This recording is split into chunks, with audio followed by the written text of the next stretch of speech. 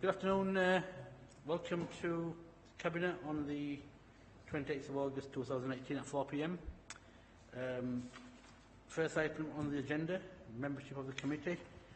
We've got Cabinet members here. I've got apologies from David Sheard, apologies from Viv Kendrick, apologies from Masood. Any more apologies? That's it? Erin's on my chance, yes. Yeah. Okay, any interest? Any members got any interest? No? Admission of the public. We've got no public here. We've got two council members here, which I'll come on to in a minute. Any deputations and petitions? No? Public question time. We've got no public. Member question time, number 6. Carl, I understand you want to talk on item 10. Is that what is that? Yeah, no, that's okay. And Councillor Eastwood? Question 10? Do you want to talk on it? Okay, one of you. Okay, right, no problem. Okay, item number 7. Proposed spending plan for additional investment in social care. Cathy, is that you? Thank you, Chair. This report comes before Cabinet to outline the proposed spending plan for the additional 2.762 million that will be received during 2018-19. The funding is made up as the following. Adult social care grant was 1.162 million and Leeds business rates pool was 1.6 million. Today I seek Cabinet approval to invest the funding in the 6 following priority areas. So the first one will be new technology. This enables individuals to remain independent as possible and maintain their dignity. Number 2 is staffing capacity to balance the day-to-day activities of the services in the transformation side. Number 3 is to support and develop a sustainable care market. Number 4, increasing specialist accommodation and capacity. And number 5 is managing demand through the community-based activities. And number 6 is implementing a new care management system to support the new model care and integration with the local partners. Appendix A in this report has a detailed breakdown of the budgetary allocations for the priorities for these projects in 2018-19. However, these areas will be profiled over a 2-year period. Some projects will require capital expenditure and the allocation of this expenditure will be capitalised. The Government is committed to publishing the Green Paper for Adult Social Care in autumn, which could have implications on the projects that we've proposed. The proposed projects may have to be reviewed in light of this Green Paper.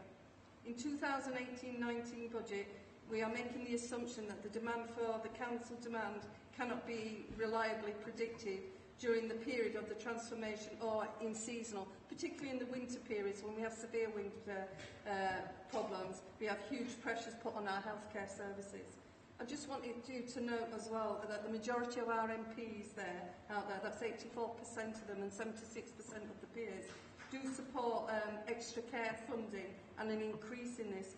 But I today need to re-highlight it to it. This short-term funding, whilst we can't refuse it, is not going to help us long-term. We need a long-term sustainable plan, and that's what's required. So members, I'm asking you to agree the delegated authority for the approval of any changes to be made between these projects on allocation to be given the directive to the Strategic Director for Adults and Health and in consultation with the portfolio holder, myself, for Adults and Independence. I move the officer's recommendation as set out in section 7 of this report. Peter? Can I ask a question, Chair? Isn't this the money that our opposition parties wanted to spend before they knew how much we got? It would have been simply, if they'd had their way, been cut from the budget, although we didn't, as I say, it was spending of money that we didn't, at that point, know we had. Now we do know we had. I'm pleased to see that we're spending it very wisely. Completely agree. Any more comments? Can I have a seconder first? Yeah, Peter seconded it. Any more comments? Do you want to? I think what Councillor McBride has highlighted, we've been prudent on what we're spending this money on, and we're absolutely got our eye on the ball. There is this Green Paper. It could affect some outcomes, but we've got to be realistic. take the challenge now. So yes, I welcome your views on that, Councillor. Do you want to say anything, Buzz? Just wanted to second it. Okay, yeah, I think Peter makes a really important point, and thanks very much, Cathy, for all the hard work you put in, because I know that officers have worked really, really hard to actually come up with this scheme of initiatives. And if back in February we actually did put this money in something other than adult social care, there would have actually been a massive impact on one of our most vulnerable people in our society. So really pleased that this report's come here, and well done, Cathy, and all the officers have worked so hard to get this here. Thank you. Item 8, catering service capital plan, proposal allocation for compliance of essential works, 5-year baseline programme. Is that Moz? Thank you, Chair. This report is to seek approval for the allocation of £1 million funding from the catering service capital baseline section of the capital plan for a 5-year programme of essential works to bring school kitchen gas installations up to current compliance standards. 2.2 of the report outlines the type of work needed. Members are also asked to consider a 2-year investment programme and to authorise delegated powers for officers to manage the programmes within their respective budgets, and for officers to report retrospectively on an annual basis on amendments authorised by them using the delegated powers. Details of the 2-year programme of the works are outlined in section 2.9. Chair, I'll second that. Chair, as we well know, a healthy nutritional meal for children at lunchtime is essential if children have to get the best from the school day. And in many cases, sadly, it's the only decent hot meal some children will get that day. The Kirklees school meal service provides that much needed source of nutrition. To provide the current outstanding level of service we offer, we need to ensure that the kitchen equipment is of the highest standard and meets all relevant legislation. This investment will allow us over the next 5 years to continue to deliver a much needed valuable service for our children from modern, well-equipped kitchens. Chair, I'll second this. Thank you. Are you all okay to approve that? Thank you. Item number 9, Housing Strategy 2018 to 2023. Cathy Scott. Yes, thank you, Chair. I'm delighted to present this report today on the draft Kirklees Housing Strategy.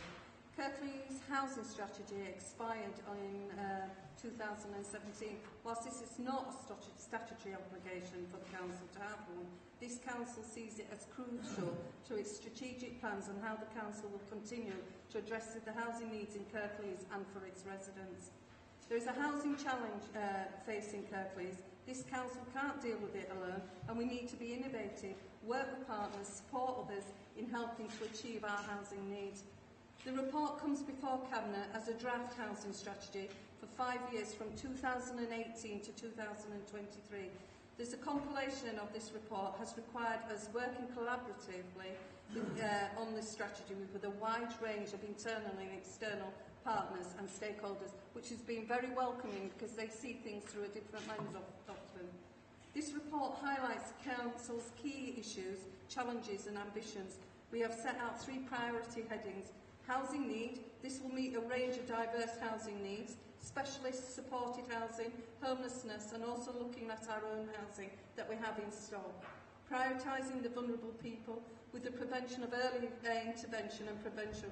This will enable people to live independently as possible and also look at our own housing allocation policies. We currently have 23,000 houses, which is a huge amount of social housing that we have, but that only covers 13% of the market.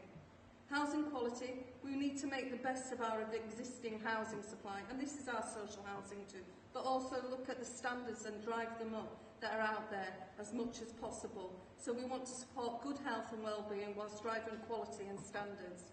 So the next part is housing and growth, to enable and develop the range of homes and deliver housing growth for the long-term supply of the market in affordable housing. We made an announcement in March 2018 that we would build 10,000 houses across Kirklees district. by 2023. And that's 1,000 houses per annum that we're looking at. And this will be done, the 1,000 houses, on council-owned lands. So today I ask Cabinet to approve the draft strategy and refer it to council for further discussion. But I'd also like to compliment the officers that have worked on this tirelessly. They've done a lot of work. There's a lot more work to be done on it. But I just want to show our appreciation that they have worked very hard on this. Peter? Chair, I share Councillor Scott's comments. Yeah, the officers are to be applauded, and this is an ambitious plan, an extremely ambitious plan. I think it's realistic, it's comprehensive, it covers every facet of housing. It puts Kirklees in an almost unique position. Because we've got a local plan, we've got the ability to exploit it and to develop this level of construction. But if you consider that alongside what is going to be spent in the same timescale on Transpennine, you've got a massive boom in construction going to take place. And then you add to that, in the same timescale, what is going to be spent by the private sector in digital technology and so infrastructure. That's another £150 million. Massive investment over that period. Now, so it's crucial we get the benefits on the back of this for employment particularly and for skills, so that we want our people skilled up to exploit the opportunities that are made available by this. To be really welcome. Congratulations. Thank you, Peter. Naheed? I'd like to also applaud this comprehensive draft housing strategy. I believe the accelerated house building programme will put us on the map. I think it will generate, as Councillor McBride said, the jobs that go with it. And I'd like to round it off by saying this is an administration that believes in investing in Kirklees. Thank you. Any more comments? No, thank you. Just to quick recap, I think Cathy mentioned three key priorities. One is housing need and meeting the needs of most of our vulnerable in our community. Also, it's about quality of the housing stock and making sure what we deliver and what we develop is actually not just fit for purpose and high quality now, but actually goes into well into the next century for future generations to benefit. And the key thing is about meeting demand. There's a massive undersupply of housing, and this strategy puts us on the front foot in terms of delivering the much housing need that we need. So once again, thanks very much, Cathy, and for officers to develop this report and bring it forward. Are we all okay with that? Yeah, thank you. Cathy, item 10, delivery plan. Thank you, Chair. In March 2018, Councillor Pandor, the then Deputy Leader, made an announcement at the MIPIN conference that Kirklees had an ambition to build 10,000 new homes by 2023. 1,000 of these homes would be built on our own council land. The housing delivery plan has been prepared as part of the evidence base for the housing strategy, due to be heard at full council, which you've acknowledged today in September. The purpose of the housing delivery plan is a guide for the future, for investment and to recognise the market conditions. It's important to note that some of this work has been completed for the plan, some is still ongoing and some will need to be done to underpin this plan. So taking under the headings, we need to take into account housing, the housing market and the geography. The assessment of housing need will also be carried out at the same time. The Council has commissioned research into a number of areas and overall to look at the viability and the local needs within communities. As demand grows, the local plan sites will be released and linked to the master plan of quality of place. This will drive up the design standards, energy and efficiency. We need to explore different partners, off-site, manufacturing systems and designs. We're also looking at running a design competition that will also challenge the construction industry to see how they can meet the demand for new technology. We'll also need to ensure that the Council's regeneration ambitions are realised, and that the Council may need to use its powers with the CPO, compulsory purchase orders, or using positive planning powers to set out in Appendix 1. These will only be used in order for us to move forward with our regeneration plans. We need to ensure that all possible steps are taken. But within this report, I also have to highlight, for some clarity, there's some of the paragraphs are incorrect. So for clarity, the correction is needed that on the officer's recommendation relating to paragraph 8E. As you will see below in this paragraph, the current context describes the paragraph 3.1 to 3.80. This should read as described in paragraph 3.15 to 3.32 and also 3.47 to 3.80. I move the officer's recommendations as set out in paragraph 8. Thank you, Cathy. Any? Yeah. It's all about the same story. It's here we have a plan and here we have a plan for delivery, which is good. Right, okay, I've got Councillor Cal Burke. Cal, over to you. Thank you, Chair, for affording me the opportunity just to comment very briefly on the report, and specifically on Appendix 3, where ward councillors were consulted on specific sites in their own ward. To begin with, though, I'd just like to say I appreciate the purpose of the report and the ambition within. So the site refers to, its reference H790, which is land east of Fernley Road, which is in the Linley ward. We've got concerns which we've set out in there around the nature of this site and how it contributes to the local community and how the greater site in general is used by the community for different events throughout the year, and the restrictions this could have on us holding any other future events in that area if this site was to be used. There's also concerns around access and traffic management on that site. So basically we're just looking for, at this stage, for you to note our concerns about the site feasibility and the constraints within this particular site. Do you want to come in, Cathy? Yeah, thank you, Councillor Burke. I'm glad that you've actually come today and let us know your concerns. As I said, that there will be feasibility, there will be viability studies, and there will be engagement with ward councils throughout this process. I know they've already had initial engagement, but I can assure you there'll be more engagement to come. Thank you, Cathy. I think one of the key things what Cathy mentioned at the beginning was we as a council, as a cabinet, are committed to building 23 new homes over the next 5 years, up to 2023, I think. 1,000 of them we've committed to be built for council housing, because we know that there's a massive demand there as well. And like Cathy said, Councillor Burke, we will look at individual sites and we'll see how we can work best with local councillors. So are we all okay with that report? Can we approve it? Thank you.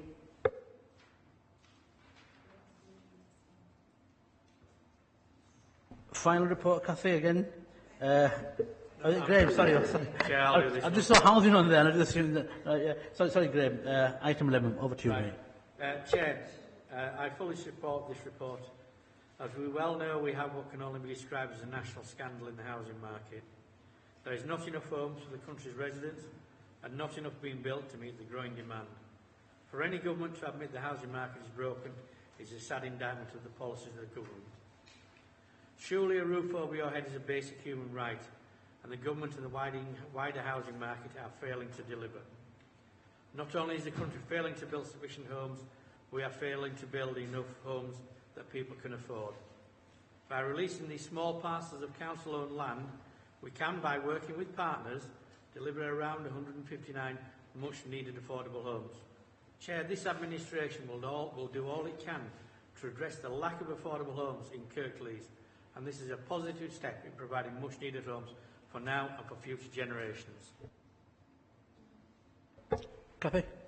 Chair, I'd like to second that, but I'd also like to bring in the point that the council cannot do everything. We can facilitate and assist, and by releasing this land, it's only a small measure to go towards it. I'd just like to note for the record today, we currently have applications on our housing for social housing reaching the point of 13,000 today, and that is not going down, it's going up on a weekly basis. We can merely do a small part of it, but we need to encourage investors and developers out there to come to Kirklees, that we are the place to be, and we will support any innovative ideas. Thank you, Cathy. Any more comments, questions? No? Are we all okay with that report? Thank you very much.